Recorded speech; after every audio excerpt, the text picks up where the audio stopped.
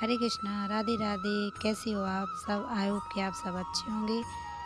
आपका स्वागत है हमारे चैनल लड्डू गोपाल सेवा भक्ति में। तो आज हम चर्चा करेंगे वट सावित्री व्रत की, उसकी पूजा विधि की और उसकी क्या क्या सामग्री चाहिए पूजा में, उसकी चर्चा करेंगे। वट सावित्री का व्रत ज्येष्ठ मास की कृष्ण पक्ष की अमावस्या तिथि को मनाया जाता है। कई क्षेत्रों में इसे पूर्णिमा को भी मनाया जाता है। इस दिन सुहागिन महिलाएं पति की लंबी आयु के लिए और संतान सुख के लिए और अखंड सौभाग्य के लिए व्रत रखती है। वट सावित्री के दिन बरगद के पेड़ की पूजा की जाती है।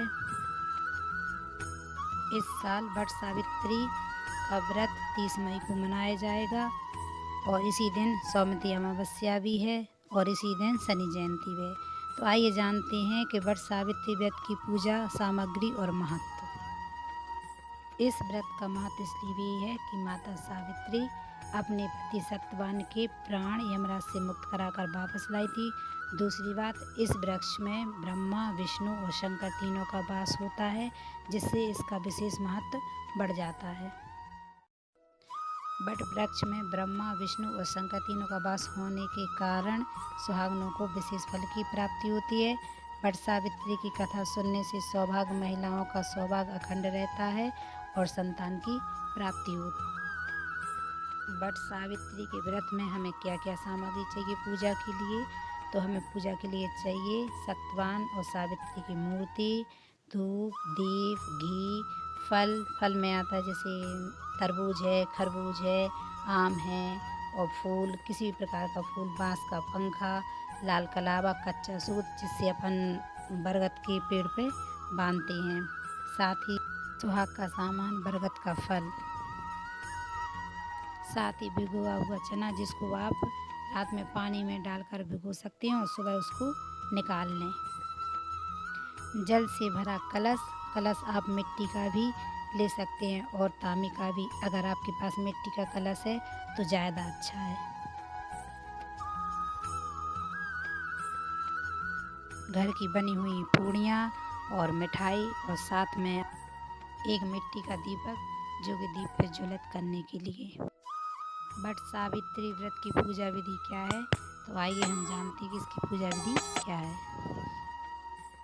वट सावित्री व्रत के दिन सुबह जल्दी उठकर घर की साफ़ सफाई करें। साफ़ सफाई करने के बाद आप स्नान करें। स्नान करने के बाद आप स्वच्छ वस्त्र धारण करें और घर को स्वच्छ जल से छिड़काव करें। इसके बाद वट सावित्री व्रत की पूजा का संकल्प लें, अपना 16 श्रृंगार करें। इसके बाद बांस की टोकरी में सारा पूजा का सामान रखें।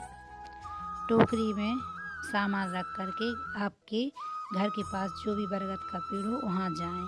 यदि आप नहीं जा सकते हैं तो घर पर ही बरगद के पेड़ की एक टहनियाँ मंगाकर जिसमें कॉप लगी हो, जो कि एक थोड़ी लंबी सी रहती है, ले आएँ और गमले में लगाकर घर पर ही पूजा करें। वट वृक्ष की जड़ पर जल चढ़ाएं। फिर देवी सावित्री को कपड़े और सुहाग का सामान अर्पित करें।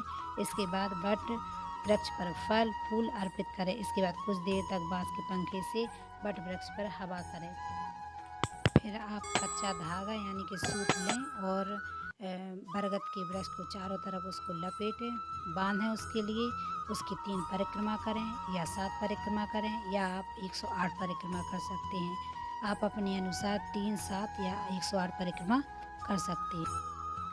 फिर आप सत्यवान और सावित्री की कथा सुनें और दूसरों को भी सुनाएं और पूजा करने के बाद जो आपने चना भिगोया था ना, उसको एक किसी पात्र में निकाल करके साथ में कुछ उसमें रुपये रख करके और सुहाग का सामान अपनी सासू माँ को दें, उनके पैर छुएं, उनसे आशीर्वाद प्राप्त करें। हरे कृष्णा, राधे राधे। अगर आपको हमारी वीडियो अच्छी लगी हो तो लाइक करना, शेयर करना और सब्सक्राइब करना तो बिल्कुल भी नहीं भूलें। अगर आपके पास कोई सुझाव है तो मुझे ज़रूर कमेंट में लिख करके भेजें, क्योंकि ज्ञान बांटने से ही बढ़ता है। साथ ही बेल आइकन को टैप कर लें जिससे आने वाली वीडियो का नोटिफिकेशन आपको मिलता रहे।